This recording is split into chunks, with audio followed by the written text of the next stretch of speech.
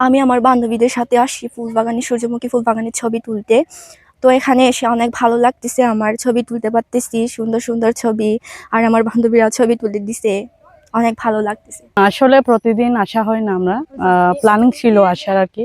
তো আজকে যেহেতু একসাথে আমাদের কলিগরা ছিল, কলিগরা সহ আজকে একটু টাইম পাইছি, সেজন্য ঘুরতে আসলাম। এখনো ঘোরা হয় না, জাস্ট মাত্র আসছি আর কি। বাগানটা কিন্তু অনেক সুন্দর বাগান, এখনো ঘোরা হয় নাই, ছবি তোলা বাকি। এখানে বন্ধুরা মিলে ছবি তুলতে, আর এখন তো ফাল্গুনের শুরু, তাই অনেক সূর্যমুখী ফুল আর নানা ধরনের ফুল থাকে, তাই আমরা এই সূর্যমুখী বাগানের ছবি তুলতে আসছি সবাই মিলে। অনেক ভালো লাগতেছে, আর সবাইকে ফাল্গুনের অনেক শুভেচ্ছা। এখানে আমি আমার বান্ধবীদেরকে নিয়ে আসি, বসন্ত উৎসব যেহেতু শুরু হয়ে গেছে, এখন নানা ধরনের সিজনে ফুল ফুটেছে, তার মধ্যে হচ্ছে এখন সৌন্দর্য সূর্যমুখী ফুল সিজন। তো আমরা আমার বান্ধবীদেরকে নিয়ে ঘুরতে আসছি, এখানে অনেক মজা এনজয় করব। খুবই ভালো লাগতেছে, মানে ফুলের বাগানটা খুবই সুন্দর, মনোমুগ্ধকর। ভবিষ্যৎ হোক নিরাপদ, বিনিয়োগ হোক বিশ্বস্ত, আর আমার পছন্দ সল্ট বে। ওয়েলকাম টু সল্ট বে।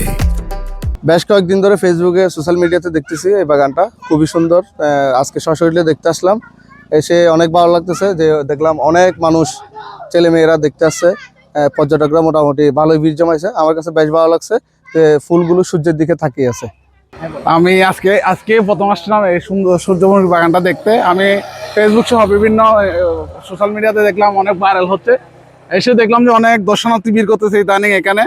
আসলে সুন্দর, এরকম একটা পরিবেশ থাকলে সবারই ভালো লাগে, আমাদের ভালো লাগতেছে, আসছি এই জন্য।